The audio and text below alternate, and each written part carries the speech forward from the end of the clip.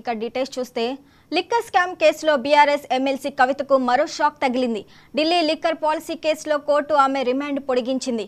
కవిత remand పొడిగించాలంటూ ED చేసిన విన్నపం పట్ల సానుకూలంగా స్పందించిన కోర్టు రిమాండ్ మరో 14 రోజుల పాటు పొడిగించింది. తాజాగా తీర్పుతో కవిత ఈ నెల 23 వరకు తీహార్ జైల్లోనే ఉంటారు. ఆమె పెట్టుకున్న మధ్యంతర బెయిల్ పిటిషన్ను విన్న కోర్టు తిరస్కరించిన సంగతి తెలిసిందే. లిక్కర్ కేసులో కవితను మార్చి 15వ తేదీన ఈడీ అరెస్టు చేసింది. మార్చి 26 నుంచి ఆమె తీహార్ జైల్లో ఉంటున్నారు.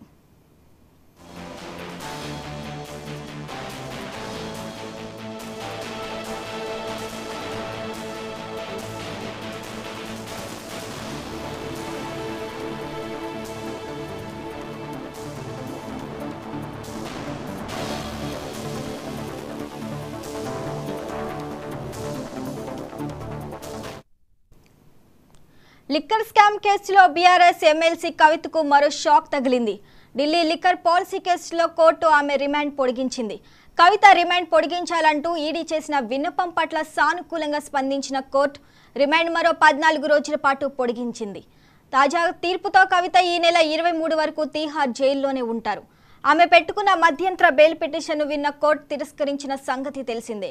లిక్కర్ కేసులో కవితను మార్చి 15వ తేదీన ఈడీ అరెస్టు చేసింది. మార్చి 26 నుంచి ఆమె తీహార్ జైల్లో ఉంటున్నారు.